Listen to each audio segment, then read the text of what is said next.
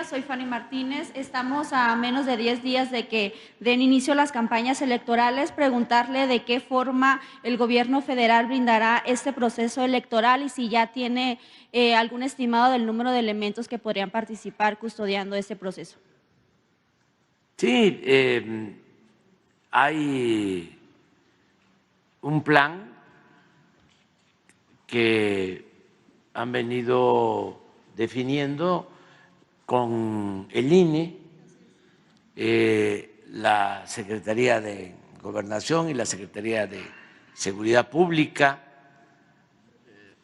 para conocimiento de todos, las candidatas, no sé si el candidato, pero las candidatas sí tienen protección de un equipo de la Secretaría de Seguridad Pública, también de la Guardia Nacional. Hay un equipo que está protegiéndolas, y así también en otros casos. Pero cuando esté aquí la secretaria de Seguridad, le vamos a pedir que informe sobre esto.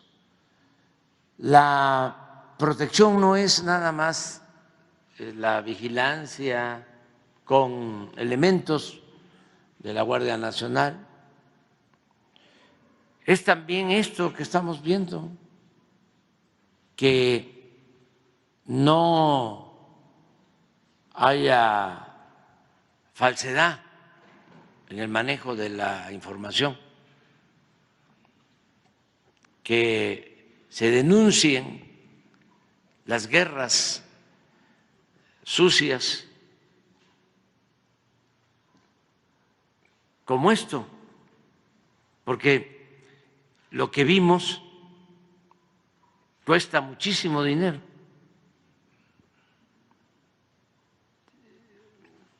Estamos hablando de millones de mensajes con robots, para ponerlo en claro. No son personas las que dicen narcopresidente AMLO, son equipos automatizados que se manejan desde oficinas y reproducen ese mensaje. En muy poco tiempo, miles, millones. Pero estas empresas que se dedican a eso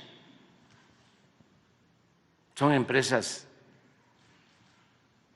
de publicidad encargadas de hacer ese trabajo mercenario, cobran muchísimo. Entonces, el bloque conservador de México está haciendo esa guerra sucia.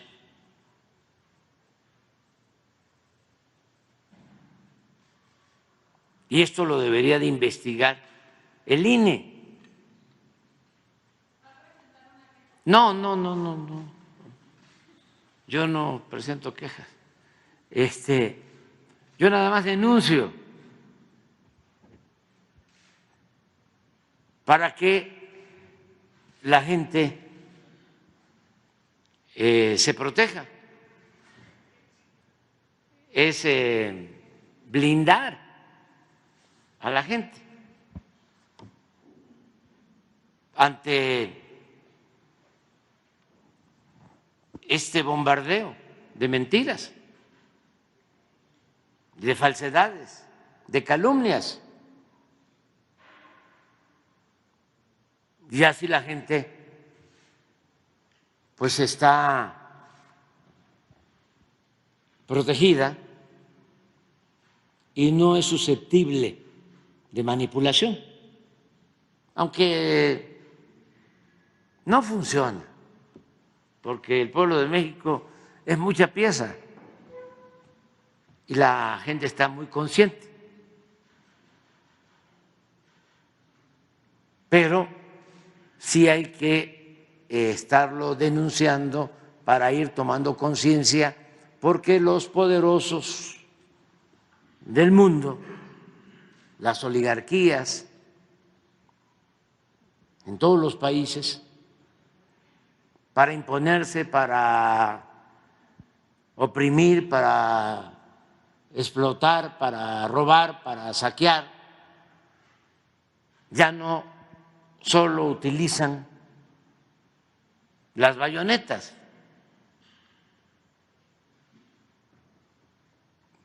ya no son nada más los golpes de Estado. Ahora lo que está de moda es lo que llaman las campañas mediáticas, le llaman golpes blandos, porque con la manipulación van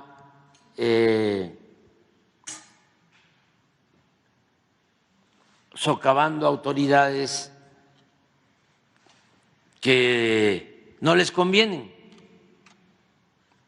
porque son dirigentes, porque son gobernantes que defienden al pueblo y no están al servicio de estas minorías rapaces. Y como ellos se sienten los dueños del mundo, utilizan estas herramientas, estos instrumentos, estos métodos de manipulación y de control. Entonces hay que irle aclarando a la gente. En el caso de México estamos viviendo una situación muy especial porque casi todos los medios de información son medios de manipulación, periódicos, radios, las televisoras. Es algo pocas veces visto. Nunca se había atacado a un presidente tanto desde la época en que atacaron de manera infame a Francisco I. Madero, que fueron preparando el terreno para que un 23 de febrero de 1913, por eso este viernes vamos a recordar esa triste historia del asesinato del presidente Madero, pero antes hubo toda una campaña en los medios. Desde entonces no se había presentado algo como lo que estamos ahora padeciendo en México. Son todas las televisoras, todos los periódicos, los programas de radio, las revistas, con honrosas excepciones, pero cuando digo honrosas excepciones, se cuentan con los dedos de la mano. Estamos hablando de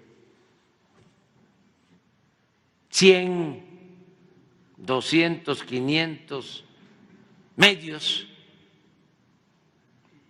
ya sea periódicos, estaciones de radio, canales de televisión,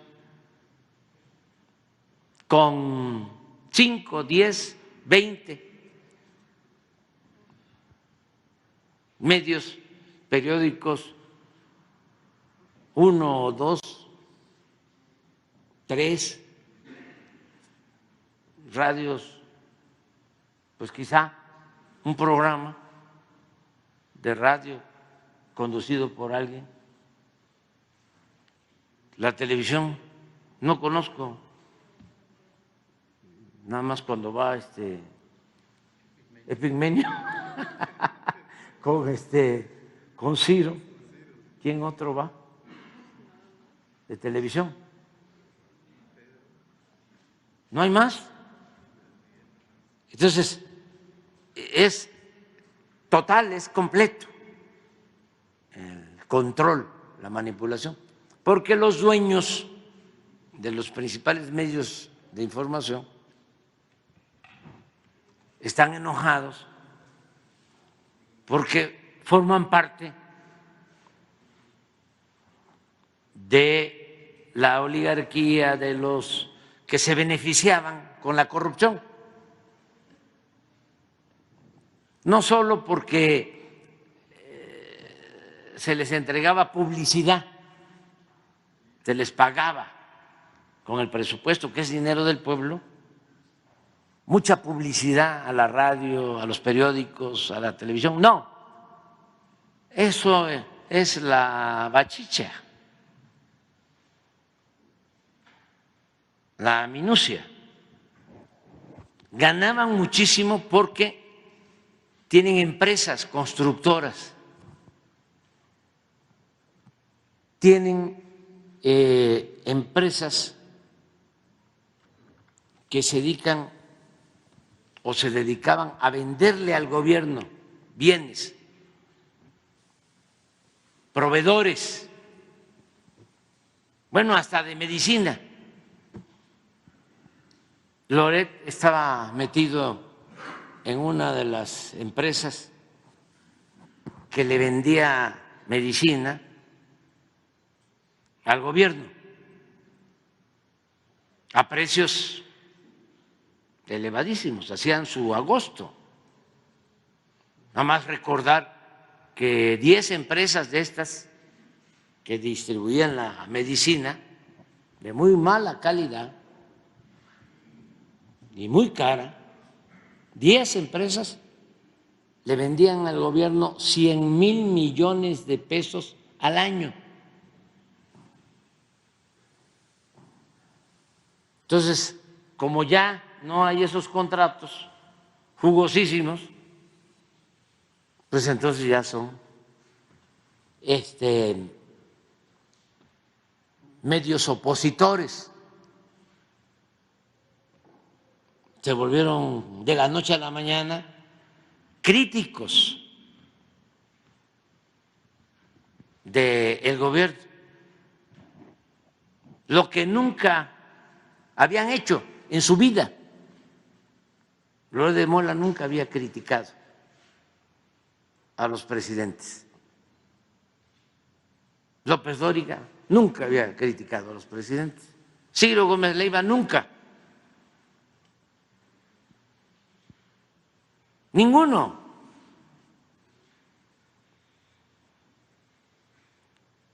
Afortunadamente, el pueblo de México está muy despierto, es mucha pieza, y no les funciona toda esta campaña en contra. Entonces, cuando me preguntas cómo proteger, ¿no?, a candidatos y a ciudadanos, pues también informando de esta guerra sucia, porque nosotros fuimos víctimas, bueno, ahora como gobierno, pero cuando fuimos candidatos, imagínense la campaña aquella del 2006 cuando nos robaron la presidencia, de peligro para México, López Obrador un peligro para México, día y noche. Y en aquel entonces no habían las redes sociales, las benditas redes sociales. Nos bombardeaban y no podíamos decir nada.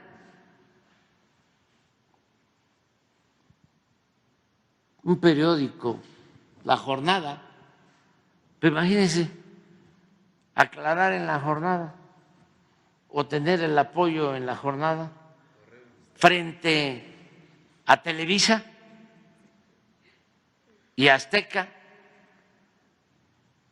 Yo no, en ese entonces no estaba Imagen, pero me acuerdo bien de Televisa, constantemente, pero además campañas financiadas por el Consejo Coordinador Empresarial, violando la ley. Estos que se manifestaron ahora, ¿no?, como paladines de la legalidad,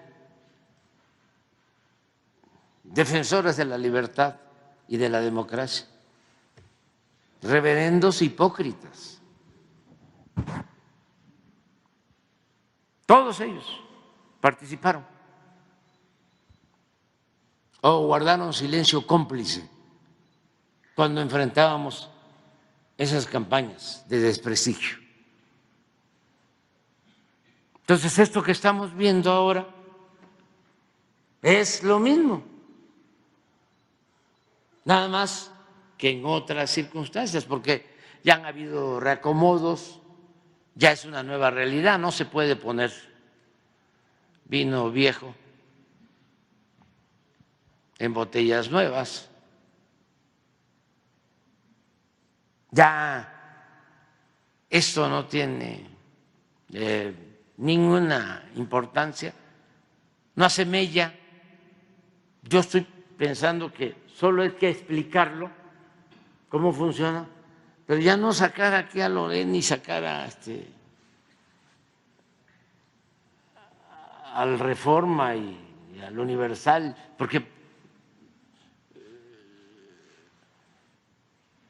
les hacemos propaganda y no,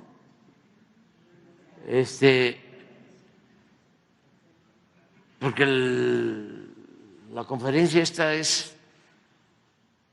no es para presumir, pero tiene su nivelito y la ven muchísimo en México, en el extranjero, la escuchan. Entonces, ¿qué vamos a estar hablando de estos pasquines bodrios y de estos pseudoperiodistas que son más que nada mercenarios? Vamos a analizarlo bien, ¿no? A lo mejor ahora que ya va a empezar la veda. Sí sabe, pero la gente no conoce todo. No sabe nada, pero es importante porque es una forma de control y de manipulación hacia adelante, sobre todo las nuevas generaciones. Entonces se ayuda mucho, es como vacunar, es prevenir. Antes, cuando nosotros éramos jóvenes y estábamos estudiando, ¿no?, habían programas de radio, programas de televisión, donde todo lo que se decía se pensaba que era cierto. Ya lo dijeron en la radio, ya lo dijo Jacobo, que se portó muy bien el finado Jacobo, al final sobre todo, o sea, muy distinto a lo de la canción de Molotov, pero eso ya es otra cosa. ¿Cómo va lo de la canción de Molotov? Que no te haga bobo, Jacobo. ¿Cómo? Que no te haga bobo, Jacobo. Pero eso no, se portó muy bien después que salió de Televisa, muy bien, muy bien. Era de los pocos que nos abría el espacio cuando tenía su programa de radio, creo que en Radio Centro, ¿no? Sí, nuestro reconocimiento a Jacobo, pero estuvo mucho tiempo como vocero del régimen, ¿no? Y así, en general, así era el manejo, el control de los medios. Pero lo extraordinario ahora es de que se ataca al presidente. y antes no, nunca se atacaba al presidente. A veces en proceso, pero cuando don Julio hasta escribió unos ensayos sobre los expresidentes, pero era muy difícil un cuestionamiento directo y mucho menos un insulto. Ahora está de moda, ya es deporte nacional, pero bueno, es importante lo que preguntas. Hasta ahora van muy bien las cosas, no pasa de esto, no hay agresiones, no debe de haber ningún tipo de agresiones, se puede llevar a cabo la elección presidencial, todas las elecciones, de manera pacífica. El que usa la fuerza es porque no tiene la razón. Además, la democracia permite que todos los ciudadanos puedan manifestarse libremente. Por eso es muy importante el voto. El arma que se tiene en una democracia es la credencial de elector. Entonces, uno va de manera libre, en secreto, decide de acuerdo a lo que le dicte la conciencia. Tenemos esa posibilidad, es un derecho constitucional y hay que ejercerlo y no usar la fuerza y ninguna trampa. Se acabaron los fraudes electorales, porque México lamentablemente se distinguía por ser uno de los países con más fraudes electorales. Hasta hace poco nosotros padecimos muchos fraudes electorales de parte del bloque conservador, que ahora están en la oposición, pero ellos nos robaban las elecciones. Así luchamos décadas. Yo recuerdo que, además de que hubo el fraude en el 88, en el 90, 91, caminamos desde Tabasco hasta la Ciudad de México, 50 días, en el éxodo por la democracia, porque no querían respetarnos. Un triunfo en Cárdenas, Tabasco. Ganamos en otras partes, pero en Cárdenas era un fraude descarado. Se había ganado con muchísima ventaja. Y como era amigo del gobernador de entonces, el candidato del PRI,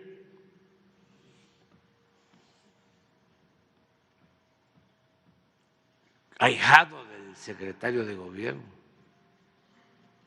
no querían respetar nuestro triunfo. Y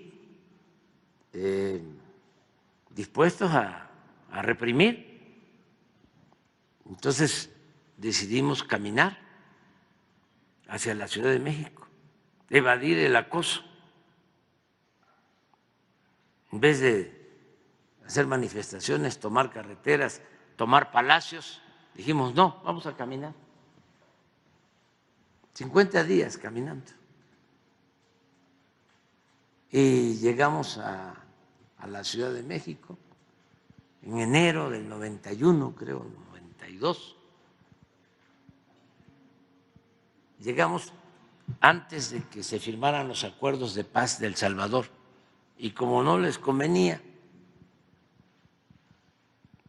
de que protestáramos, cuando llegamos aquí, caminando después de 50 días, se llenó el Zócalo.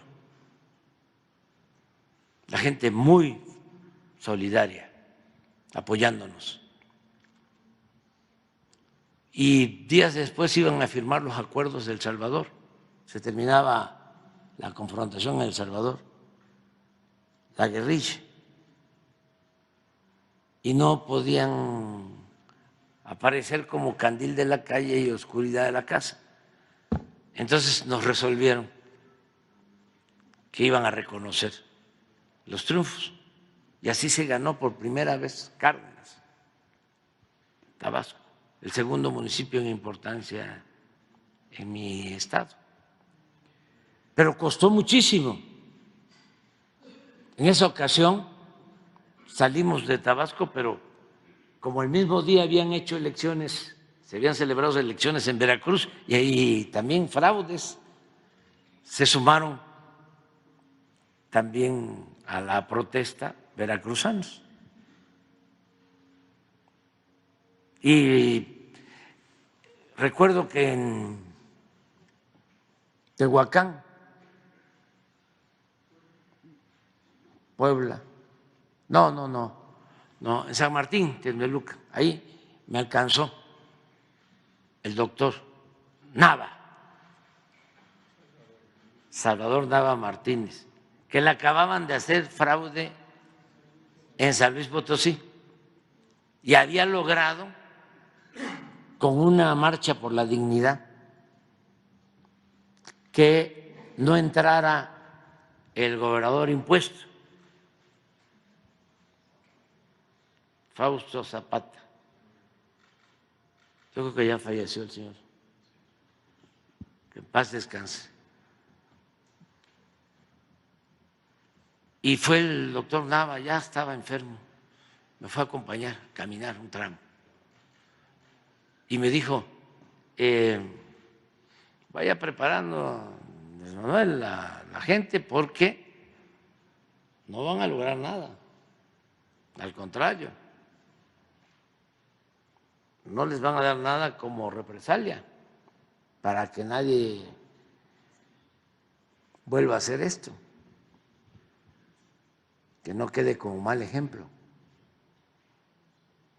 Y sí nos preocupó, me acuerdo que de ahí de San Martín salimos hacia Tlaxcala porque íbamos a llegar aquí a finales de año y no iba a haber nadie. A principios de año empezamos a darle vuelta todo el Valle de México para llegar como el día 9, 10 de enero a la ciudad. Y muy tristes porque sí, no se veía nada. En el camino venían haciendo propuestas. Les damos, creamos un consejo y les damos un representante y 2 para el PRI. No aceptamos. Nosotros ganamos. No va a haber nada, pues ni modo, seguimos caminando. Más adelante me acuerdo que en Perote pasamos la Navidad. Y ahí otra llamada. Estaba muy preocupado el presidente. Imagínense, en ese entonces era Carlos Salinas, el presidente, y quiere que pasen la Navidad con sus familias. Me comentó el entonces secretario de Gobernación, que era Gutiérrez Barrios, por teléfono. Ya está arreglado, 2 consejeros para ustedes, 1 para el PRI, nada más que no puede ser consejero el candidato de ustedes. Pues no, si él ganó.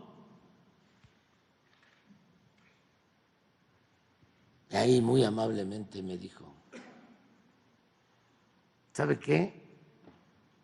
Bueno, si aceptan, ya están los camiones para que se regrese.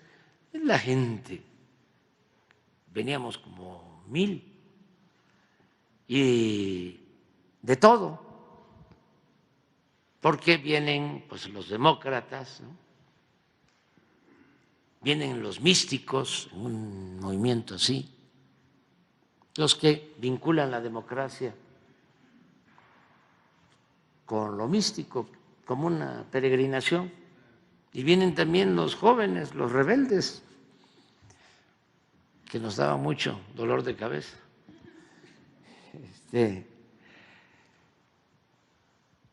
Imagínense decirles, ya vámonos de regreso, si querían, muchos no conocían la capital, querían ir a la villa, al Zócalo, Chapultepec, ¿sí? La Alameda. Pues no va a haber nada, ya no va a haber nada. Pues ni modo, seguimos caminando. Y así, y pasando ahí San Martín, de repente, después de caminar más de 30 kilómetros y sin pozol, porque nos mandaban pozol,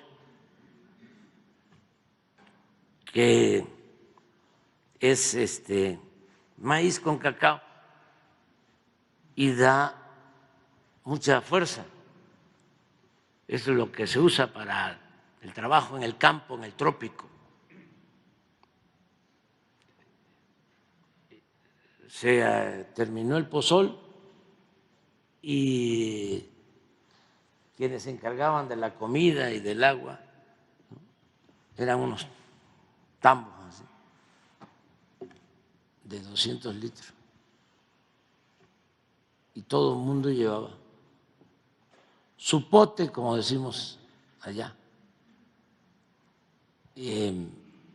tu taza de plástico. Servían. Pero el agua de naranja no es lo mismo que el pozol. Entonces había una rebelión porque no había pozol. Y llegamos a Nanacamilpa, se llama el pueblo, de Tlaxcala, me acuerdo. Y siempre llegábamos y hacíamos un meeting para informarle al pueblo. ¿Y esos quiénes son?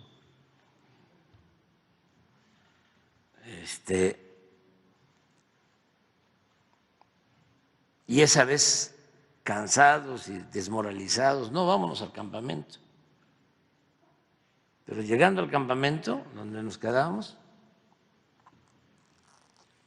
la jornada que siempre nos llegaba, con la nota ahí de que se iban a firmar los acuerdos de paz en el castillo de Chapultepec. Y nos pusimos muy contentos porque esa era la oportunidad. En la política cuenta mucho la suerte, las circunstancias. Entonces, estaba roto el diálogo, pero como tenían que aparentar, ¿no?, de que en México había democracia y nosotros estábamos manifestándonos, detrás de la jornada, que nos dio mucho gusto leer, ya estaba de nuevo el enviado de Fernando Gutiérrez Barrios para restablecer el diálogo. Ya está todo resuelto, ya se les va a respetar, regrésense. No, tenemos que llegar. Y llegamos y se resolvió. Pero fueron muchos años de lucha para combatir fraudes electorales. Entonces, ahora la garantía es que van a haber elecciones siempre que estemos nosotros limpias y libres. Limpias y libres. Y se va a respetar la voluntad de los ciudadanos. No podemos hacer lo mismo de estos farsantes antidemocráticos, corruptos, representantes de la oligarquía, que nada más usan la democracia como pantalla, como parapeto, en el discurso, porque realmente lo que quieren es que domine la oligarquía, no que haya una democracia. Democracia es poder y pueblo, el poder del pueblo. Demos es pueblo, Kratos es poder. Ellos quieren poder sin pueblo. Quieren a Kratos sin demos. Esa es su democracia. Esa es la diferencia que tenemos de fondo.